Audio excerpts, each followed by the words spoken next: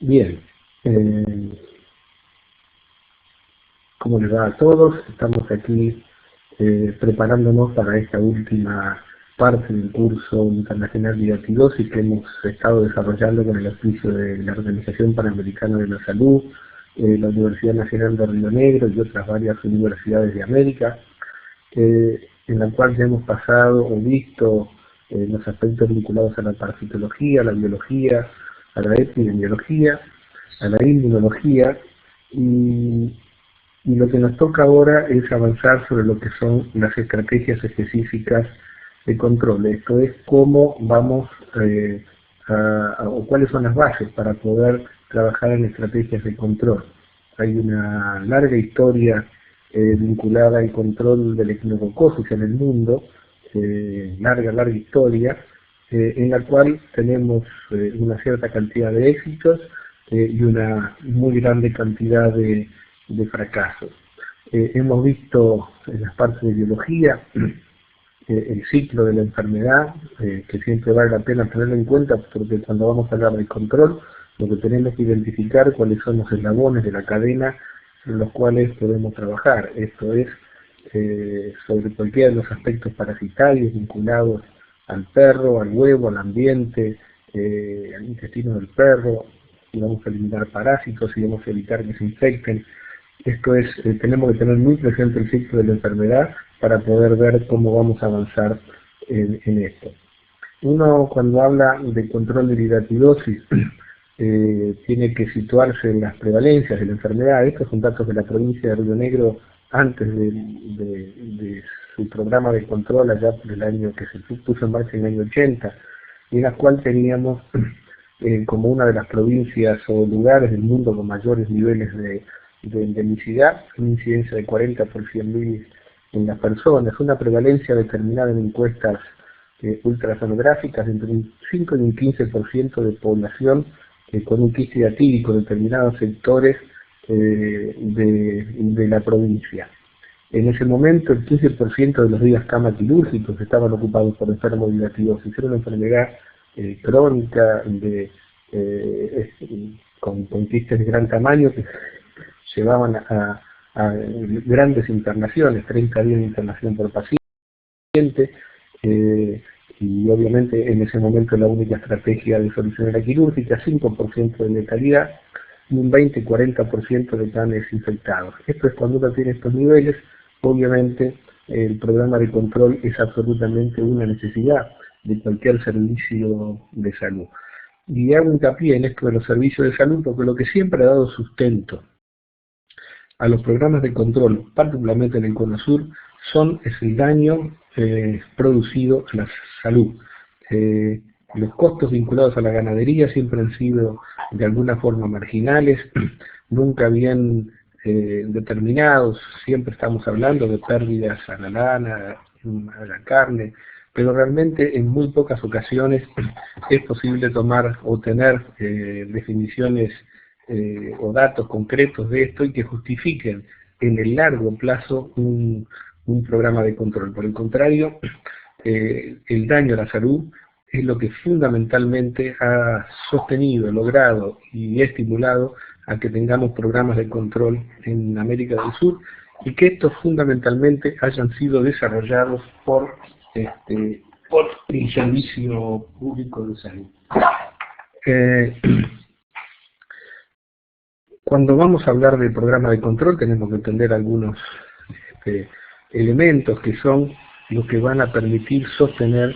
la infección a pesar de los esfuerzos de los programas de control. Y esto tiene que ver con dos cosas. Uno es el huevo eliminado por el perro, que va a generar esa enorme contaminación ambiental, a la cual por lo general tenemos concentrada alrededor de los cascos de las viviendas, que donde tenemos mayor número o donde durante más tiempo viven los perros y donde se va a concentrar esa contaminación.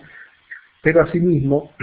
lo que vamos a tener que considerar es la existencia de la biomasa parasitaria ovina. El huevo en el medio ambiente tiene una sobrevida limitada. Sabemos que en determinadas condiciones climáticas va a vivir poco, se va a inactivar, va a generar inmunidad adquirida en los animales, pero en cambio el parásito vive perfectamente en el hígado y en el pulmón de los ovinos, y esta biomasa parasitaria es la que le va a dar o le va a permitir al parásito sobrevivir durante años y años a pesar de las estrategias de control que podamos implementar. Todos sabemos que en nuestras situaciones, sobre todo en el cono sur, dentro de la vivienda coexisten todos los elementos que tienen que ver con la prevalencia de la enfermedad o con el sostenimiento de la enfermedad. Esto es el perro con su parásito, el ovino con sus quistes, el suelo con los huevos de Echinococcus, y alrededor o allí adentro de la vivienda el hombre conviviendo con todas estas situaciones. Todas estas cosas que las hemos visto con intensidad a lo largo del curso, fundamentalmente en lo que tiene que ver con las clases de parasitología, con las clases de biología que tan brillantemente nos han dado algunos de los expositores. Entonces aquí vamos a entrar en lo que es específicamente el control de la enfermedad. Y no podemos menos que empezar por lo que es el padre del control de la enfermedad, que es Michael Gremmel, esta persona que ha generado casi toda la información vinculada a las estrategias de control, y que él definió ya hace muchos años como adaptación de las estrategias para el control de enfermedades infecciosas, lo que debería ser el desarrollo de un programa de control de la hidatidosis. Y ahí él definió 4 etapas muy marcadas. Una etapa número 1 de planificación, en la cual se requiere que la oficina o la entidad, sea salud o sea agricultura, que vaya a organizar el ataque, planifique adecuadamente las acciones, los recursos humanos, los recursos económicos, los vehículos, el personal que va a trabajar, la estrategia que vamos a desarrollar. En la hidatidosis hay que prepararse para una batalla de muchos años y por lo tanto la etapa de planificación es una etapa vital en la organización de un programa de control de la hidatidosis. Luego Gremmel definía lo que es el ataque, propiamente dicho. El ataque es la utilización de las herramientas principales que tienen que ver con el control de la enfermedad, que a partir de los años 80 ha sido el ataque con un antiparasitario, el Praxipantel, que es la estrategia central que permite cortar el ciclo de transmisión más allá de las actividades secundarias que podamos desarrollar, tal como educación sanitaria, etcétera. Pero la medida de ataque es esa medida que nos va a permitir cortar rápidamente el ciclo de transmisión y fundamentalmente disminuir el riesgo de enfermar por el hombre rápidamente. La etapa de consolidación, Gremmel la define básicamente como el momento en el cual hemos logrado disminuir la prevalencia de la enfermedad en forma marcada, y lo que debemos dedicarnos es a montar un sistema de vigilancia que nos permita, en primer lugar, sostener la disminución de la prevalencia que la fase de ataque nos ha logrado, e ir identificando los lugares problemas, los establecimientos ganaderos, los focos, y acelerar las estrategias de ataque o profundizar las estrategias de ataque en esos lugares o bolsones donde se conserve la enfermedad. A eso él me llamaba la etapa de consolidación, para finalmente, según el modelo de Gremmel, avanzar en lo que es la erradicación. Recordando que erradicación es la eliminación del agente del ambiente,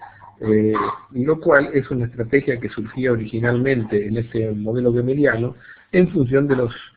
resultados que se habían obtenido justamente con estas etapas de planificación, ataque y consolidación en los primeros programas de control, los programas de control de primera generación,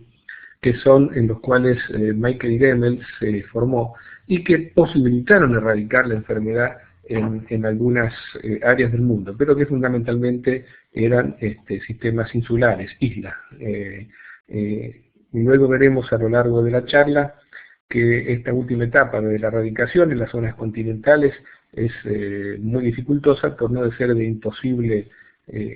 alcanzarlo, y muchas veces tenemos que estar pensando que nos vamos a quedar en la etapa de consolidación, o sea, en una etapa de control permanente, conviviendo con el parásito durante muchos años ante la imposibilidad de erradicar el agente del ambiente.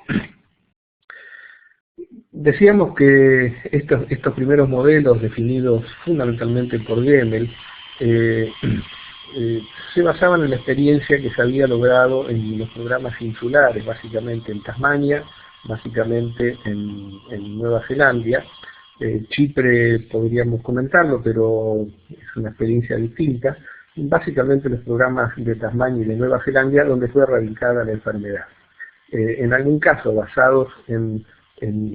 una fase de ataque cuando todavía no se había desarrollado el praziquantel, entonces se utilizaba el bromohidrato de arecolina, cuyas características las explicó muy bien la doctora Pierangeli, y Michael decía que manteniendo una fase de ataque con arecolina, un programa de control podría llegar a tardar 20 o más años para la erradicación, lo cual se basaba en la experiencia justamente de estos programas insulares, algunos de los cuales habían tenido más de 20 años, casi 30 años de desarrollo. A partir de la aparición del praziquantel, ya en los años 79-80, obviamente al tener una droga que era mucho más efectiva que la arecolina, que vimos que tenía una sensibilidad para el diagnóstico, pero fundamentalmente una capacidad de desparasitar al perro que no pasaba del 70 del 80%, al ser reemplazado por una droga 100% efectiva como el praziquantel, se iba a poder disminuir drásticamente el tiempo requerido para el control de la enfermedad. Estas previsiones del año 86, cuando hacía 5 o 6 años que se disponía la droga, era lo que se visualizaba como la meta que iban a poder alcanzar la nueva generación de programas de control que empezaban a desarrollarse en ese momento en las zonas, en áreas continentales, y que fundamentalmente tenían como referencia al cono sur de América, es decir, Argentina, Brasil, Chile, Perú y Uruguay. Con estos antecedentes que Gemmel contaba, que contaba la historia del control de la enfermedad, los planteos de Michael Gemmel se basaban, o mejor dicho, más que basarse, tenían la siguiente expectativa. La primera es que con una fase de ataque consolidada se iba a disminuir la capacidad de reproducción del parásito, iba a haber una menor prevalencia de infección, una menor biomasa parasitaria, y que esto ineludiblemente tenía que generar una menor transmisión al hombre. Esto es más allá de si vamos a una etapa de control o de erradicación, el criterio era que disminuir la capacidad de reproducción del parásito, disminuir la biomasa parasitaria y disminuir de tal forma la transmisión al hombre. Y obviamente que si esa disminución no era suficiente, no iba a ser posible erradicar la enfermedad y el programa debería ser mantenido a lo largo del tiempo. Ya hago hincapié en estas predicciones de Gemmel allá al comienzo de los años 80, porque cuando veamos las experiencias de los programas continentales que se desarrollaron en estos últimos 30 años, vamos a ver que realmente Michael Gemmel fue un adelantado y pudo visualizar lo que iba a ocurrir en el control de la enfermedad. Recordamos entonces que a partir de los años 80 fundamentalmente pasamos a tener una droga nueva que era el praziquantel. El praziquantel es un antiparasitario 100% efectivo. Cuando el perro toma su dosis es 100% efectivo. No es una droga homicida, pero sí absolutamente pesticida. Con lo cual, en los años 80, la expectativa era que al contar con esa herramienta tan poderosa, y tan efectiva comparado con la herramienta que se tenía hasta ese momento, que era el bromohidrato de arecolina, rápidamente se iba a avanzar en la eliminación de la enfermedad en muchos lugares del mundo. En el cono sur teníamos esa expectativa al contar con esta nueva herramienta. Sin embargo, cuando empezamos a ver lo que ocurrió 30 años después, vemos que ningún programa en el mundo llegó a la fase de erradicación, más allá de esos primeros programas insulares en Nueva Zelanda y Tasmania. Cuando los programas fueron llevados al continente y a abarcar grandes superficies geográficas, en otros contextos sociales y económicos, nadie logró alcanzar la fase de erradicación. Hemos tenido programas extraordinariamente exitosos, pero estos éxitos siempre fueron temporales. Nunca se logró un esfuerzo político, técnico, administrativo, con continuidad, que permitiera eliminar el parásito, y en algunos de los programas que fueron desarrollados, el cese del programa de control generó que posteriormente pasáramos a volver a tener prevalencias incluso superiores a las que se tenía antes del inicio de la fase de ataque. ¿Y esto a qué se debió? Es a la imposibilidad de sostener una gran infraestructura para desparasitar miles de perros cada 45 días durante muchos años. Ustedes dirán, ¿por qué esto? Porque la estrategia de control se basa justamente, cuando tenemos antiparasitarios,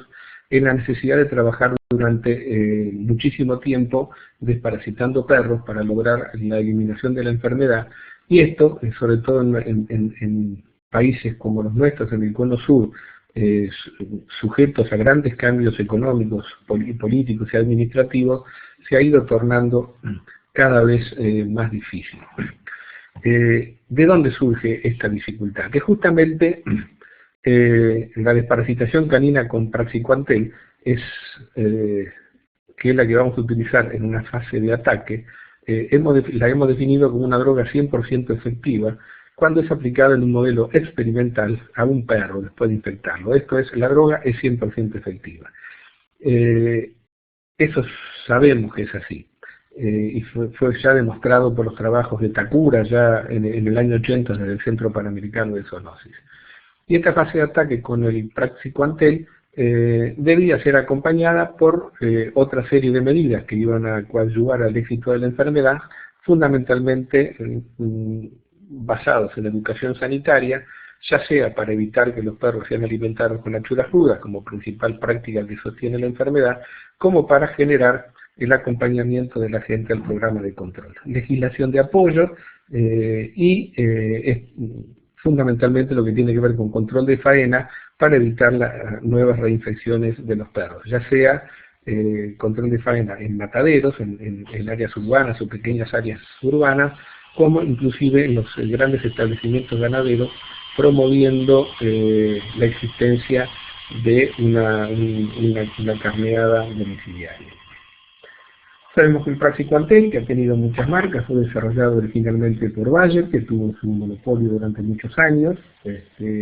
una droga entonces 100% efectiva, cuya dosis es de 5 miligramos por kilo de perro. Y aquí deberíamos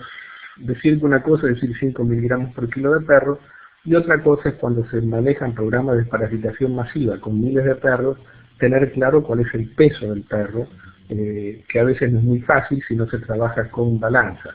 Los que hemos estado en programas de control teníamos ese eslogan de una pastilla en perro chico, 2 pastillas en perro mediano, 3 pastillas en perro grande y 4 pastillas en perro muy grande. Pero siempre hay que pensar que hay dificultades para estimar el tamaño del perro. El Praxiquantel es una droga que no tiene dosis letal. Siempre hay que pensar que es mejor darle más dosis que menos dosis. Con más dosis al perro no le pasa nada, con menos dosis no vamos a completar la desparasitación. Este es uno de los grandes problemas, y es que cuando usamos Praxiquantel muchas veces no estamos seguros si los perros están recibiendo la dosis completa, con el agregado de que todos sabemos de las dificultades para hacerle tragar pastillas a los perros. Esto es muy importante de entenderlo, cuál es o cómo se define la estrategia básica. Para eso hemos visto todos los aspectos vinculados a la biología de la enfermedad. Sabemos que si un perro come una Quisquillotídeo, o sea, una víscera contaminada, van a pasar entre 60 y 62 días para que empiece a eliminar el huevo por la materia fecal. Así que el esquema básico, definido por los programas que tuvieron éxito, es desparasitar a los perros cada 45 días, o sea, 8 veces al año. Si nosotros logramos agarrar a todos los perros y darle las pastillas 8 veces al año, vamos a lograr que, por más que el perro sea alimentado continuamente con achuras infectadas, no va a haber reinfección y por lo tanto los nuevos parásitos no van a alcanzar la etapa de gravidez y no va a haber eliminación de huevos al ambiente y no va a haber nuevos ovinos infectados. O sea que si nosotros podemos tomar al 100% de los perros y darle la dosificación 8 veces al año, nunca más vamos a tener eliminación de huevos al ambiente, y todos los ovinos que nazcan a partir de ese momento van a estar libres de la infección. Por lo tanto, nuestro programa de desparasitación de perros cada 45 días debe ser necesario sostenerlo hasta que tengamos el reemplazo de toda la masa ovina infectada que teníamos al comienzo del programa. Agreguemos un año para la inactivación de los huevos, el promedio, esto es muy variable de acuerdo si estemos en zonas con altas temperaturas de verano o en zonas húmedas. La vida de los huevos de quinococo va a depender mucho de eso. En concreto, en una situación ideal, en la cual, vuelvo a insistir, en un programa de control podamos desparasitar al 100% de los perros, necesitamos entre 8 y 10 años, que es lo que puede tardar el reemplazo de la biomasa ovina en ocurrir. Si los ovinos de más de 10 años difícilmente viven en una zona semiárida, necesitaríamos 8 o 10 años para eliminar la enfermedad. 100% de los perros cada 45 días durante 10 años. Y esto solo nos está expresando el tenor de este esfuerzo que debería ser realizado para poder alcanzar la eliminación de la enfermedad. Dijimos entonces que ese modelo, de cada 45 días al 100% de los perros, fue lo que lograron hacer los programas insulares, fundamentalmente Tasmania y Nueva Zelanda, en este modelo que denominamos modelo Gemel para las islas, y que podríamos denominar modelo CEPANZO del Centro Panamericano de Zoonosis, que fue el modelo que a quienes empezábamos los programas de control en Argentina, en Uruguay y en Chile, los expertos internacionales nos informaban que era el modelo a seguir. O sea, planificar una fase de ataque para desparasitar al 100% de los perros cada 45 días, y eso prometía, allá al comienzo de los años 80,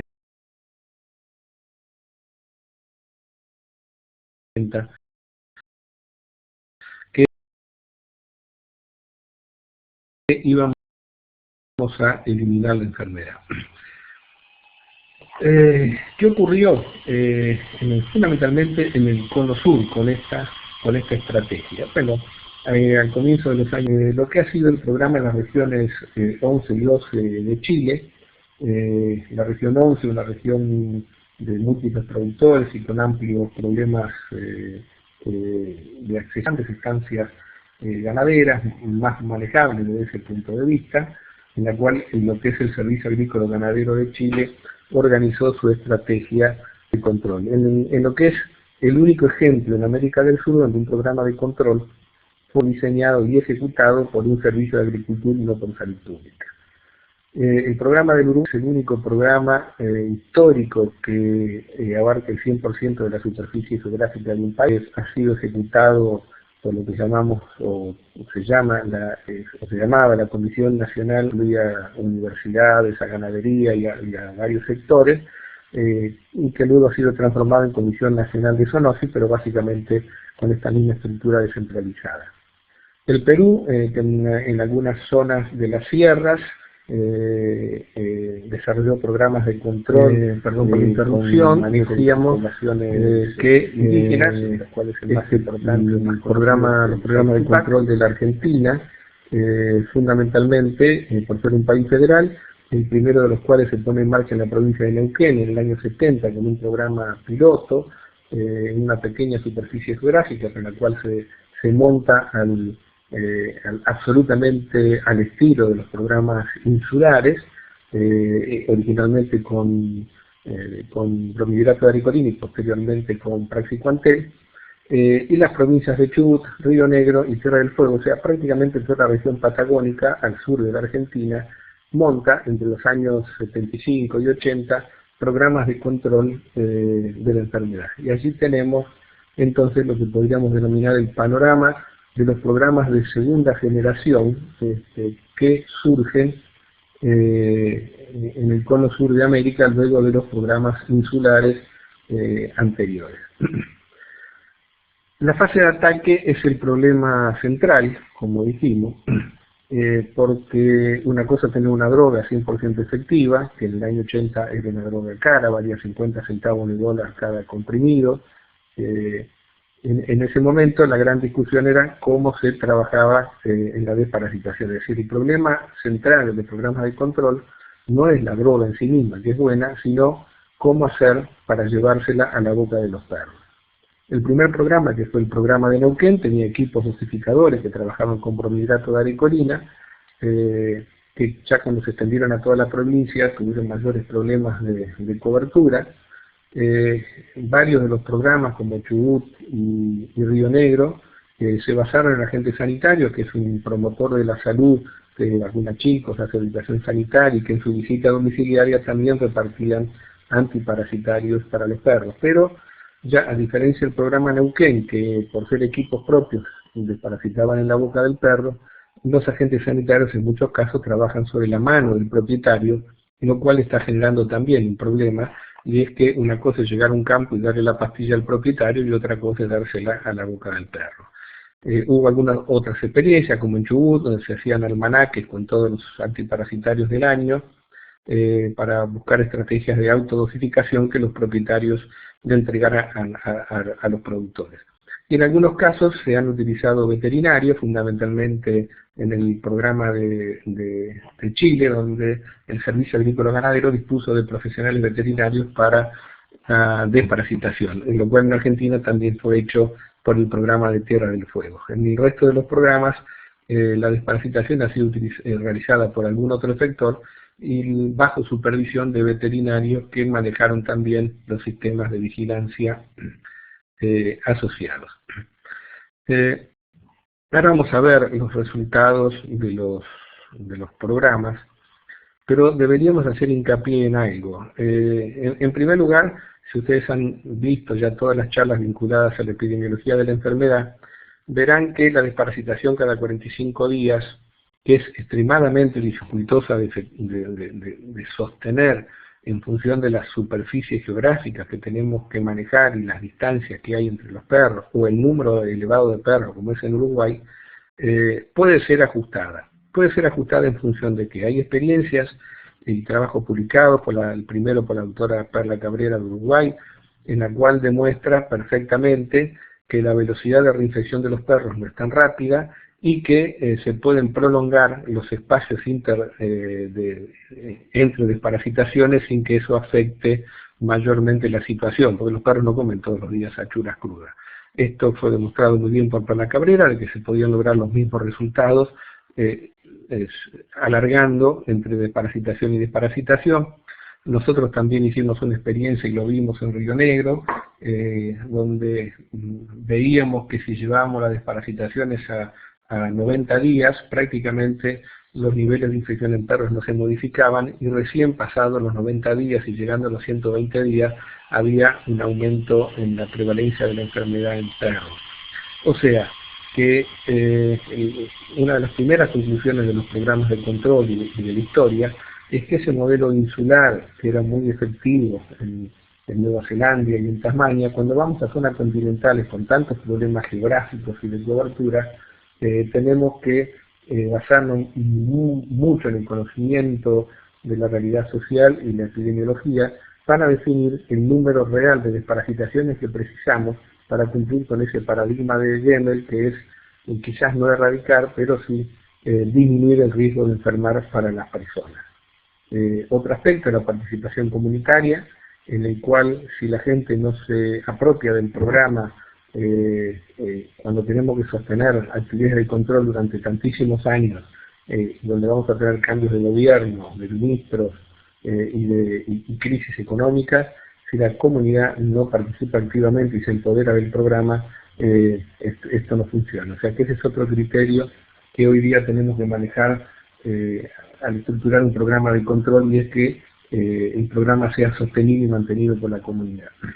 Y otro aspecto que quiero hacer hincapié es el de infraestructura sanitaria. Tenemos la experiencia en Argentina, sobre todo del programa de Tierra del Fuego, donde con un bajo número de desparasitaciones al año, en Tierra del Fuego han desparasitado o manejado su programa con desparasitaciones a 6 meses, fundamentalmente porque por razones geográficas y climáticas no es posible llegar más seguido a los establecimientos ganaderos, pero ellos impulsaron una fuente un fuerte desarrollo de infraestructura sanitaria, en el cual en las estancias los perros estuvieran encerrados en caniles cuando no están trabajando, y cada estancia tenga además un buen carneadero como algún sistema de disposición de vísceras. Esto es que además de desparasitar a los perros no estén vagando libremente. Esto creemos que es un elemento de extraordinaria importancia que no siempre se le da el valor. A veces estamos pensando solamente en los instrumentos vinculados a drogas o vacunas y nos olvidamos de estos aspectos de la participación comunitaria y la infraestructura sanitaria necesaria para evitar que los perros se infecten. Hace unos años, con Zanini, justamente el jefe del programa de Tierra del Fuego, publicamos este análisis crítico de lo que ocurrió en América del Sur, justamente desde la aparición del praxicontel con los programas de control. Sobre todo porque en los años 80 nos había dicho Goebbels que en pocos años íbamos a poder eliminar la enfermedad, y nos encontramos 30 años después que estamos dando este curso internacional de diatidosis porque justamente no hemos logrado eliminar la enfermedad. Y es importante que entendamos lo que pasó para justamente mejorar las estrategias en esta nueva generación. Aquí, fíjense, tenemos en este mapa, de alguna forma, ubicados a los programas que han existido. Vemos, si vamos de norte hacia sur, el programa de Perú, el Saltupá, que es un programa que duró poco tiempo, duró 3 años, si no me falla la memoria, en la cual rápidamente bajaron, desparasitando a los perros con praxicontel, la prevalencia, pero en este caso la realidad social indicó la aparición de las guerrillas rurales y la finalización del programa. Y recién ahora, estos programas fueron cerca del año 80, recién ahora Perú está volviendo a montar programas de control, que esperamos que tengan éxito. Fíjense que Brasil, que en Rio Grande do Sul, o sea, en la zona sur de Brasil, que es la zona ovejera,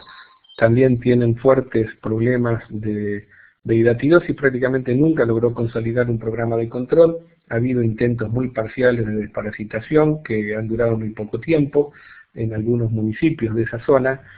pero prácticamente uno puede hablar de la ausencia de programas de control en Brasil que puedan presentar algún tipo de resultado. Uruguay es un ejemplo muy interesante. Tuvieron su primer programa de control en el año 70, que incluyó sacrificios de perros y basados en arecolina. Tuvo una segunda etapa donde ingresa o pasa, digamos, a la modernidad el influjo de estos programas que impulsaba el Centro Panamericano de Zoonosis, y donde monta una fuerte estructura de ataque y que logra fuertísimas disminuciones en la prevalencia de la enfermedad en perros y en las personas, y que en este momento se encuentra en una tercera etapa a partir de la conformación de la Comisión Nacional de Zoonosis, o sea que ha mantenido una estructura que, si bien ha tenido cambios en cuanto a las estrategias y a los modelos de conducción, mantiene una coherencia o una continuidad en el tiempo que le puede permitir mostrar resultados. Un poquito más al sur tenemos la provincia de Neuquén, que fue un programa que también se inició en los años 70, en una pequeña zona piloto en el departamento de Huiliches, con un tremendo éxito en disminuir la prevalencia de la enfermedad en ese pequeño sector. Luego se extendieron a toda la provincia, como hemos dicho antes, y a partir de allí, por modificaciones políticas, ha tenido una situación muy errante, en la cual han trabajado, dejado de trabajar, vuelto a trabajar, y en la cual sigue manteniendo una elevada prevalencia en chicos a pesar de la cantidad de años transcurridos y a pesar de que siguen desparasitando perros. Pegadita a Neuquén, ahí tenemos la provincia de Río Negro, que es donde yo he trabajado desde el año 80, donde montamos un programa de control que sí ha tenido una virtud. Desde que empezamos a desparasitar perros, nunca se detuvo, siempre se mantuvo la misma estrategia. Es una estrategia basada en agentes sanitarios, una estrategia de bajo costo, con la entrega de las pastillas a los propietarios, y donde vamos a ver algunas cifras. Estamos ya acostumbrados a que no vamos a erradicar, sabemos que es un programa de control de largo plazo, pero con una fuerte disminución en las tasas de enfermedad en las personas. que es el otro aspecto que yo les decía. Si disminuimos la biomasa parasitaria con una fase de ataque consistente, y esto lo consolidamos en el tiempo, la prevalencia en las personas va a disminuir, aunque vamos a tener una prevalencia continua en el perro y por lo tanto en el ovino, que va a requerirnos de mantener un programa de control en el tiempo. Más abajo tenemos, ya bien en el sur, los programas de la región 11 y 12 de Chile, que como les dije, fueron quizás los programas más sólidos y consistentes para cortar el ciclo de transmisión, sobre todo en la región 12. Y yo diría que, inclusive me arriesgaría a decir que en ese momento, sobre todo en la región 12,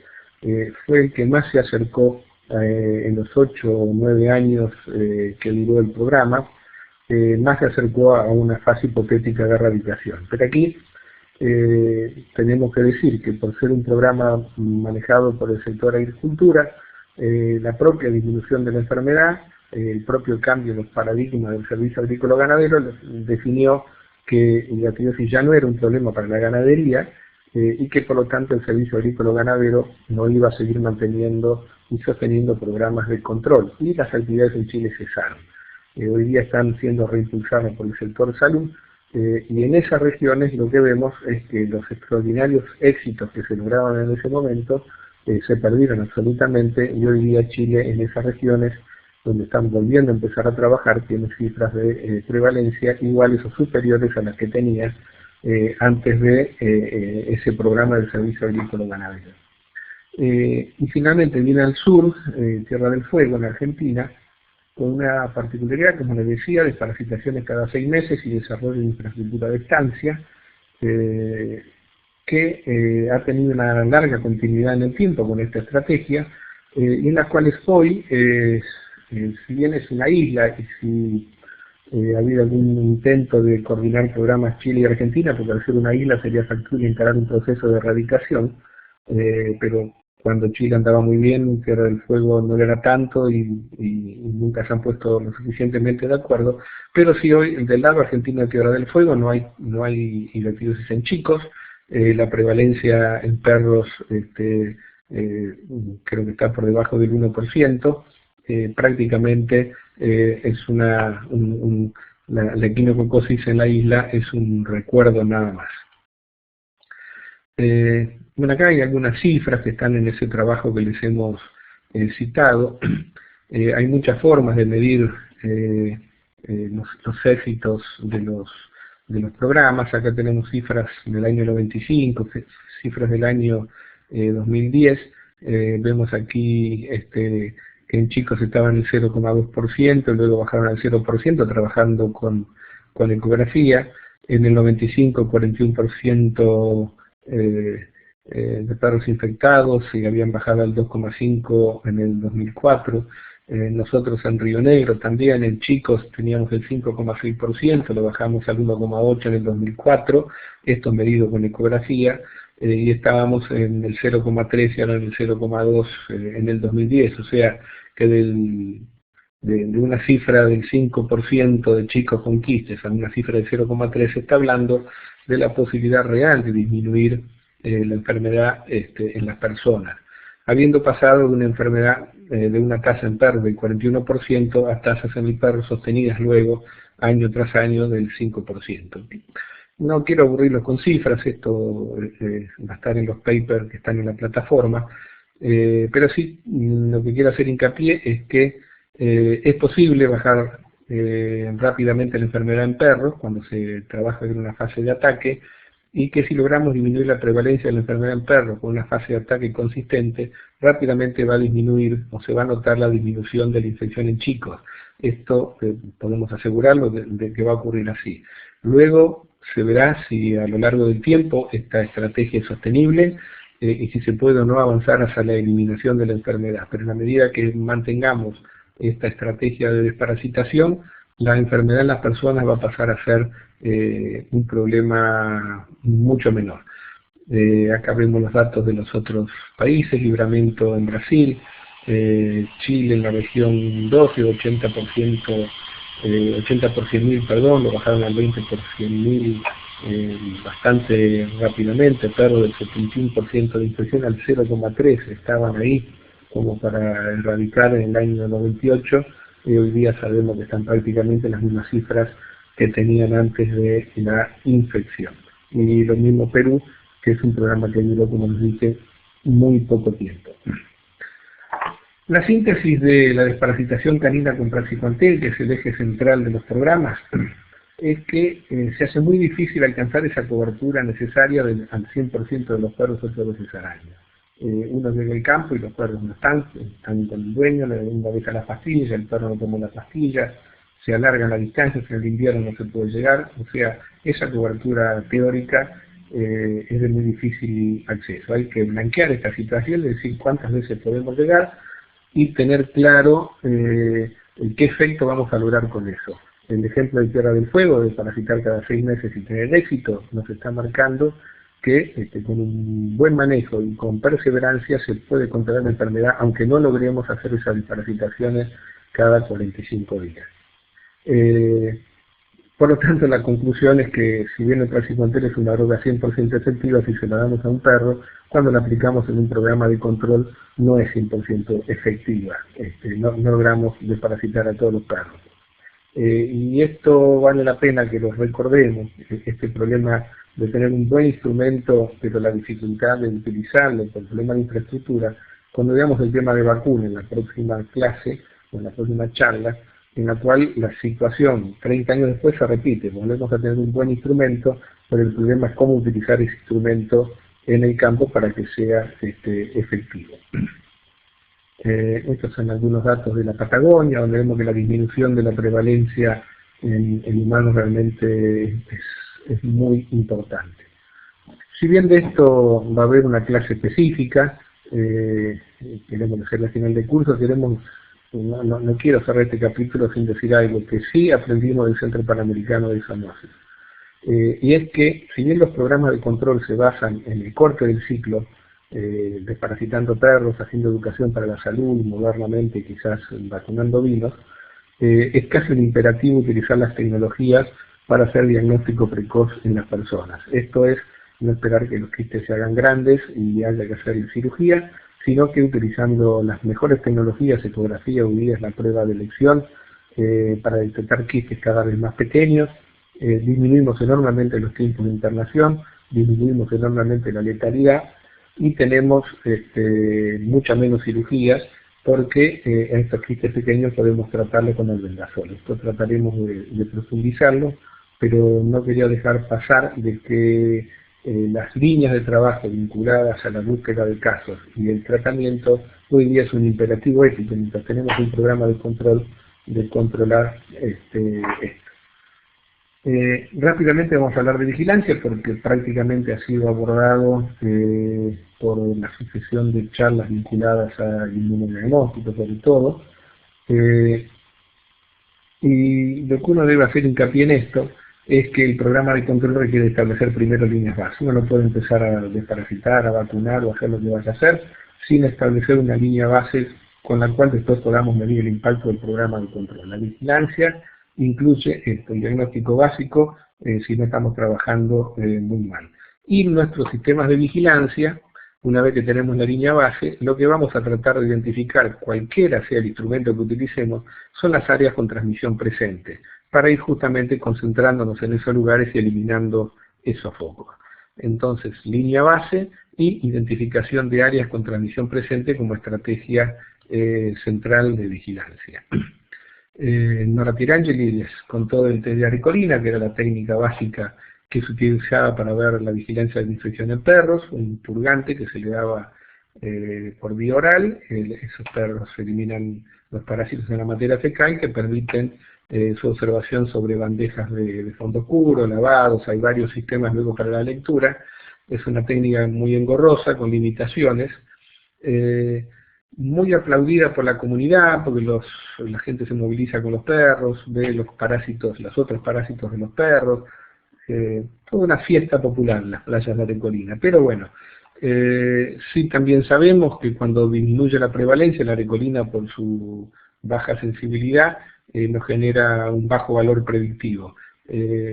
Por lo tanto, cuando ya baja la prevalencia, la arecolina es lo mismo que tirar una moneda al aire. Y además es una técnica que en general es muy difícil hacerla en un muestreo aleatorizado, yendo a los campos por el tiempo que se tarda en hacerlo. Por lo tanto se trabaja con perros de concurrencia voluntaria, lo cual implica siempre un sesgo en la playa. La ventaja entonces es la educación sanitaria. No me voy a extender sobre el coprantígeno porque la charla de la doctora Pirangeli ha sido excelente. Aquí lo que cambiamos es el modelo, ya no trabajamos sobre perros, sobre identificación de perros parasitados, sino que trabajamos sobre identificación de predios donde hay al menos un perro infectado. Es un lugar que sí nos permite trabajar con muestreos aleatorizados. En el ovino siempre se utilizó el diagnóstico en sala de faena. Vimos también en la charla sobre ovinos todos los problemas que tiene este diagnóstico. Esto es que en corderos tenemos muchos falsos negativos y en animales viejos tenemos muchos falsos positivos y que además no siempre tenemos información de donde nosotros queremos. Esto es porque o no hay sala de faena o los pequeños productores no envían animales a matadero. Como alternativa se ha desarrollado el inmunodiagnóstico en base a ELISA y Western blot, que se puede utilizar en animales vivos o en sala de faena, y que es un método muy sensible y que nos permite medir infección reciente en corderos. En corderos es extremadamente eficiente, por lo cual es un instrumento que hoy día podemos utilizar. Siempre vamos a recordar que los sistemas de vigilancia no cortan el ciclo de transmisión, el ciclo se lo corta dándole pastillas a los perros o vacunando ovejas modernamente. Allá en los años 80 teníamos claro el sistema de vigilancia, se basaba en arecolina